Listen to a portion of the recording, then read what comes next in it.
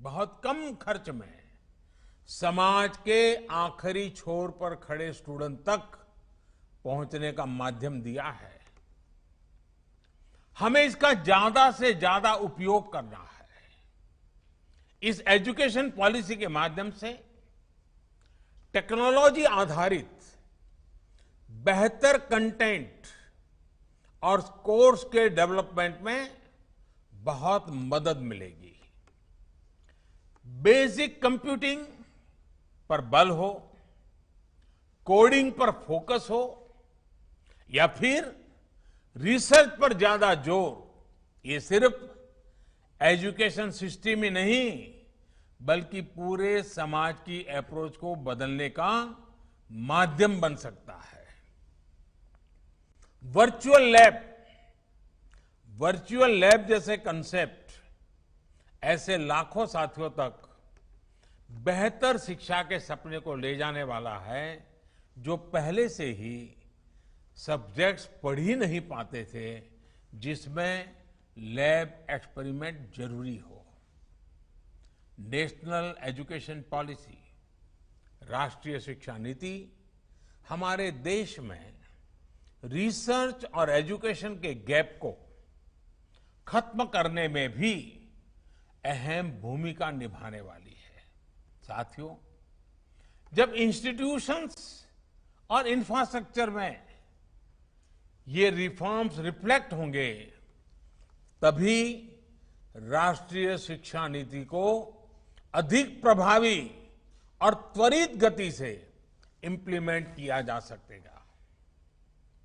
आज समय की मांग है कि इनोवेशन और एडॉप्शन की जो वैल्यूज हम समाज में निर्मित करना चाहते हैं, वो खुद हमारे देश के इंस्टीट्यूशन से शुरू होनी चाहिए और जिसका नेतृत्व आप सबके पास है।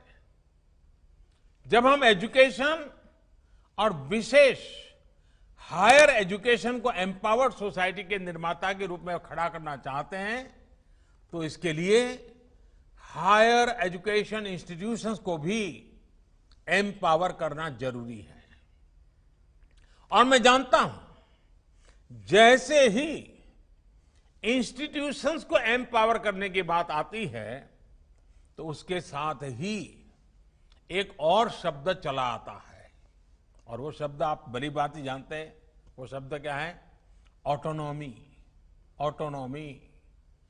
आप भी जानते हैं कि ऑटोनॉमी को लेकर हमारे यहां दो तरह के मत पूरे देश में प्रवर्तमान है। एक कहता है कि सब कुछ सरकारी नियंत्रण से पूरी सख्ती से चलना चाहिए, तो दूसरा कहता है कि सभी संस्थानों को बाय डिफॉल्ट ऑटोनॉमी मिलनी चाहिए। पहली अप्रोच में नॉन गवर्नमेंट संस्थानों के प्रति मिसट्रस्ट दिखता है, तो दूसरी अप्रोच में ऑटोनॉमी को एंटाइटलमेंट के रूप में भी ट्रीट किया जाता है। गुड क्वालिटी एजुकेशन का रास्ता इन दोनों के बीच में से ही निकलता है, दोनों मतों के मध्य से ही निकलता है। जो संस्थान क्वालिटी एजुकेशन के लिए ज्यादा काम करे, उसको ज्यादा फ्रीडम से रिवॉर्ड किया जाना चाहिए। इससे क्वालिटी को एनकरेजमेंट मिलेगा और सबको ग्रो करने के लिए इंसेंटिव भी मिलेगा। नेशनल एजुकेशन पॉलिसी, राष्ट्रीय शिक्षा नीति आने से पहले हाल के वर्षों में आपने भी देखा है कि कैसे हमारी सरकार ने अनेकों इंस्टीट्यूशंस को ऑटोनॉमी देने की पहल की है।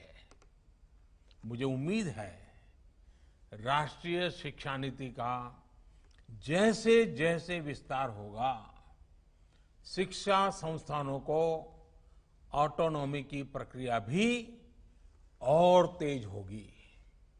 साथियों, देश के पूर्व राष्ट्रपति, महान वैज्ञानिक डॉक्टर एपीजे अब्दुल कलाम कहा करते थे, the purpose of education is to make good human beings with skill and